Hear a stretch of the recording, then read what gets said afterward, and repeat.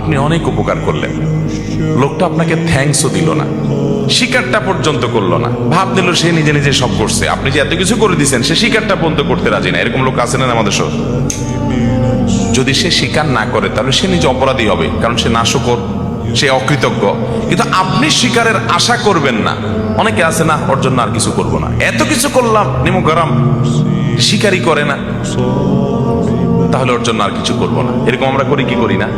তো ওর কাছ থেকে স্বীকারের আশা যদি আপনি করেন, তাহলে আল্লাহর কাছ থেকে কি বিনিময় পাবেন? আল্লাহর কাছে বিনিময় চাবেন, আর কোনো ফিডব্যাক চাইবেন না, কিচ্ছু চাই না, শুধু আল্লাহর কাছে বিনিময় চাই।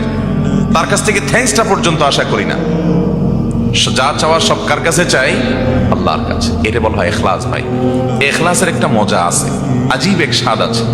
আপনি আপনার ভাই, আপনার বোন, তার বাচ্চাদেরকে হাদিয়া তোফা দেন, সারা বছর দেন, প্রতি বছর ঈদের দেন, তারা আপনার বাচ্চার দিকে সে তাকাইয়া দেখেও না, দেয়ও না, আছে তাও দেয় না। মানুষ হিসেবে কষ্ট লাগবে, এটা স্বাভাবিক, যে আমি এত দেই, ও একবারও দেয় না। আমার অভাব নাই, কিন্তু একটু দেখ না আমার বাচ্চাটা, আমার তো ভালো লাগে।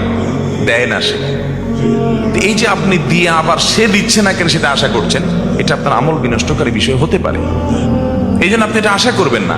সে দেয় না, সে আল্লাহর কাছে জবাবদিহি করবে, কেন তার ভাতিজাদের খেয়াল রাখে না, ভাইয়ের প্রতি খেয়াল রাখে না, আত্মীয়তার সম্পর্ক রক্ষা করে না, সে গুনাহগার হবে। বাট আমি আমার দায়িত্ব পালন করব, আমি তার কাছ থেকে কিছু আশা করব না। আমি আশা করবো আল্লাহর কাছ থেকে। এই পলিসি যদি মাথায় রাখেন এবং এই মূলনীতি যদি আপনি অনুসরণ করেন, তাহলে দেখবেন আত্মীয়তার সম্পর্ক রক্ষা করা আপনার জন্য ইজি হয়ে গেছে।